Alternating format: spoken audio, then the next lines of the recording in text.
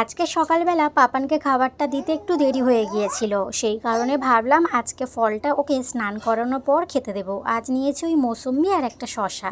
তো ওকে তেল মাখিয়ে স্নান করিয়ে এখন ওকে ঘরে বসিয়ে দিয়ে আসলাম। আর এইদিকে সকালবেলা আমি অনেক জামা প্যান্ট কেচেছিলাম, সেইগুলোকে জল ঝাড়াতে দিয়ে রেখেছিলাম। রোজই মোটামুটি আমার কাছাকাছি থাকে, তো রোজ তো আর তোমাদেরকে দেখানো যায় না, তো সেই কারণে আজকে আর দেখাইনি। তো বাইরে খুব ভালো রোদ উঠেছে দেখে চাদরটাকে মেলে দিলাম। টানা রোদ দিয়েছে, কিছুক্ষণের মধ্যেই শুকিয়ে যাবে। এদিকে আমি চালটা ধুয়ে ভাতটা আস্তে করে বসিয়ে দিলাম, আর তার মধ্যেই আমি রান্নার সমস্ত জোগাড় করে নেব। ফ্রিজ থেকে মাছটা বের করে রাখলাম, তেলাপিয়া মাছ। এর আগের দিন তেলাপিয়া মাছটা নিয়ে এসেছিলো, সেই দিনে তো আর রান্না করিনি, তাই আজকে রান্না করব। তবে মাছটা একটু আগে বের করলে ভালো হতো, এখনও না বরফ ছাড়েনি।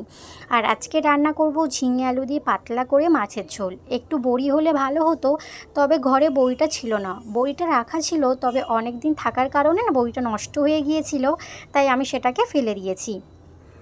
তো এরপর সমস্ত সবজিপাতি আমি ধুয়ে কেটে নিলাম, আর যা যা পেঁয়াজ টমেটো ধনেপাতা দিয়ে মাছের ঝোলটা রান্না করব। আর মাছটা যখন হালকা একটু বরফ ছেড়ে এসছে, মাছটাকে আমি নুন হলুদ মাখিয়ে নেব। মাছগুলো বেশ বড় বড় ছিল, তাই একটা মাছ একটু কেটে নিলাম।